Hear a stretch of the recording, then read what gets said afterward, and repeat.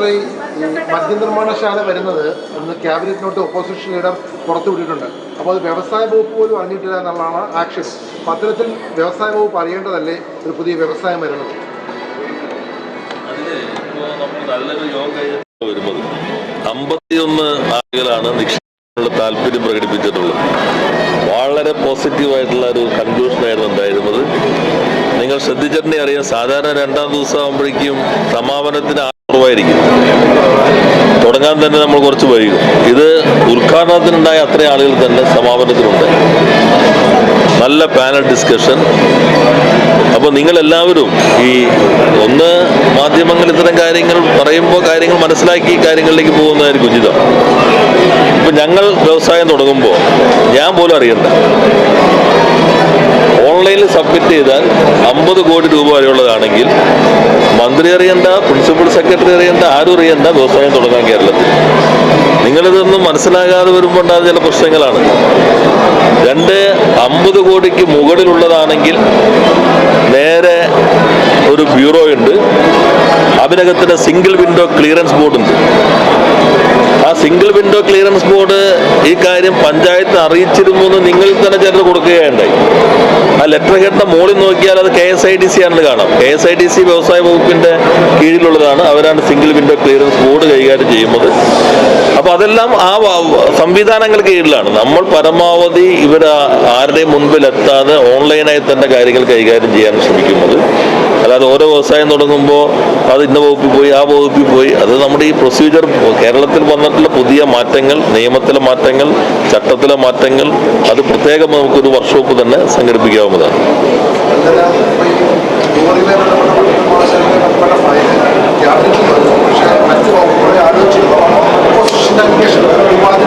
അപ്പൊ നിങ്ങൾ ചോദിക്കേണ്ട ചോദ്യം എന്താ? നിങ്ങൾ എന്നോട് ചോദിക്കരുത്, പറഞ്ഞവരോട് ചോദിക്കണം. ഏത് വകുപ്പുമായിട്ടാണ് റൂൾസ് ഓഫ് ബിസിനസ് പ്രകാരം ആലോചിക്കേണ്ടിയിരുന്നത്?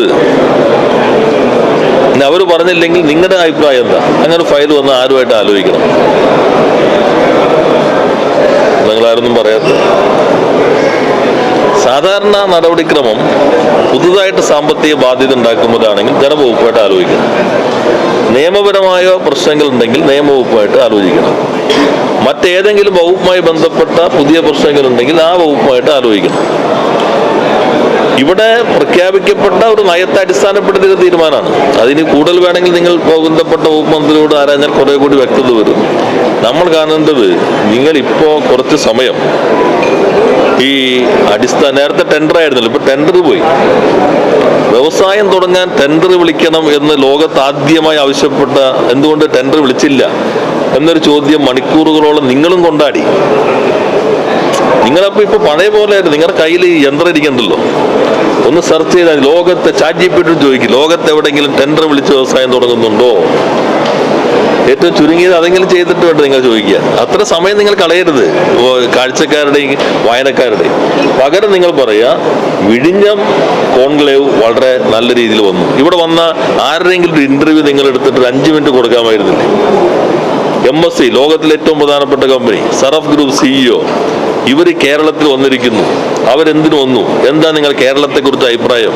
വേണിട്ട് നെഗറ്റീവായി ചോദിച്ചു. ഇവിടെ ആ കുഴപ്പമാണല്ലോ, എന്തിനാ വന്നതെന്ന് ആദ്യത്തെ ചോദിച്ച അനുഭവം നമ്മുടെ മുമ്പിലുണ്ട്. അങ്ങനെ നമുക്ക് കുറച്ച് സമയം അത്തരം കാര്യങ്ങൾ കൂടി ചെലവഴിക്കാൻ കഴിഞ്ഞാൽ ഫെബ്രുവരി 21, 22 കുറെ കൂടി നല്ല ഇൻവെസ്റ്റ്മെന്റ് കൊണ്ടുവരാൻ സഹായകരമായിരിക്കും. അവര് നിങ്ങളുടെ എല്ലാവരുടെയും പിന്തുണ ഞാൻ അഭ്യർത്ഥിക്കുന്നു. വിഴിഞ്ഞം കോൺക്ലേവിനെയും അല്ലെങ്കിൽ വിഴിഞ്ഞം തുറമുഖ പദ്ധതിയുമായി ബന്ധപ്പെട്ട കാര്യങ്ങളെ മാധ്യമ ശ്രദ്ധ കിട്ടിയിട്ടില്ല, വേണ്ടത്ര വന്നില്ല. എന്നാൽ നിങ്ങളുടെ സഹകരണത്തിന് പ്രത്യേകം നന്ദി. എല്ലാ കാര്യങ്ങളും മാധ്യമങ്ങൾ കൊടുത്തിട്ടുണ്ട്. പക്ഷെ ഇക്കാര്യത്തില് മുന്നണിയിലെ ഘടകകക്ഷികൾ പോലും വലിയ എതിർപ്പുന്നയിക്കുന്ന കാര്യത്തിലാണ് മാധ്യമങ്ങൾ ചോദ്യങ്ങൾ ചോദിക്കുന്നത്. എന്തുകൊണ്ടാണ് അവരെ പോലും വിശ്വാസത്തിലെടുക്കാൻ കഴിയാതിരുന്നത്?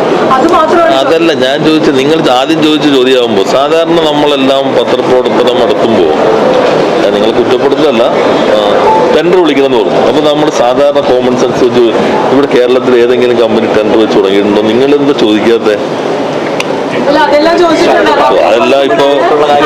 ഇതിപ്പോ ചോദിക്കുക. മന്ത്രിസഭയിൽ വിവിധ വകുപ്പുകൾ അത് രണ്ടാമത് ചോദിക്കുക. മന്ത്രിസഭയിൽ ഇങ്ങനെ ഫയൽ വരുമ്പോ ഏത് വകുപ്പുമായിട്ട് ആലോചിക്കണമെന്നതായിരുന്നു അങ്ങയുടെ അഭിപ്രായം? അങ്ങനെ ചോദ്യം ഞാൻ കേട്ടില്ല. ഞാനത് ലൈവിൽ കേട്ടു. അല്ല, ഞാൻ ചോദിച്ചതല്ല, ഏത് വകുപ്പായിട്ട് ആലോചിക്കണമെന്നതായിരുന്നു. പിന്നെ മന്ത്രിസഭ എന്താ? മന്ത്രിസഭ എന്ന് പറഞ്ഞാൽ എന്താ? അല്ല എന്റെ ചോദ്യം അല്ല, ഞാൻ ഈ ചോദ്യത്തിന് പറ, മന്ത്രിസഭ എന്ന് പറഞ്ഞാൽ എന്താ? എല്ലാ വകുപ്പിന്റെയും മന്ത്രിമാർ ഇരിക്കുന്ന സഭയാണ്. അപ്പൊ എല്ലാ വകുപ്പിന്റെ മുമ്പിലേക്ക് എത്തിയ ഫയല്. അപ്പൊ സാധാരണ നടപടിക്രമം എന്താ? ഈ വകുപ്പിന്റെ മന്ത്രി പറയും ഈ പ്രശ്നം ഞങ്ങൾക്കൊന്ന് ചർച്ച ചെയ്യേണ്ടതുണ്ട് എന്ന് പറഞ്ഞു. അപ്പൊ വകുപ്പ് അറിഞ്ഞില്ല എന്നല്ല, എല്ലാ വകുപ്പും മന്ത്രിമാർ ചേർന്ന് എടുക്കുന്ന തീരുമാനമാണ് മന്ത്രിസഭാ തീരുമാനം. അതേ മന്ത്രിമാർ തന്നെ പാർട്ടി യോഗങ്ങളിൽ വിമർശനം കേട്ടുകൊണ്ടിരിക്കുകയാണ്. അത് ഞാൻ നിങ്ങൾ അവരോട് തന്നെ ചോദിക്കണം. അത് നിങ്ങൾ എഴുതി വിടുന്നതാണല്ലോ. ഞാൻ പറഞ്ഞു, ഇപ്പൊ നമുക്ക് കുറെ കൂടി ഭാവനയാണല്ലോ കൂടുതൽ വരുന്നത്. ഇപ്പൊ ഇന്നൊരു പത്രത്തിൽ കണ്ടു വ്യവസായ മന്ത്രി ഞാൻ ആ സ്ഥലത്തില്ലെന്ന് ഞാൻ പറഞ്ഞ ഞാനില്ല, സ്ഥലത്തില്ലാത്ത യോഗത്തിൽ എന്റെ അഭിപ്രായം കേട്ടു എന്ന് എഴുതിയിട്ടുണ്ട്. അപ്പൊ നിങ്ങൾ ഭാവനയിൽ നിന്ന് കുതറി മാറി വസ്തുതയിലേക്കും യാഥാർത്ഥ്യത്തിലേക്കും കുറെ കൂടി വരണം.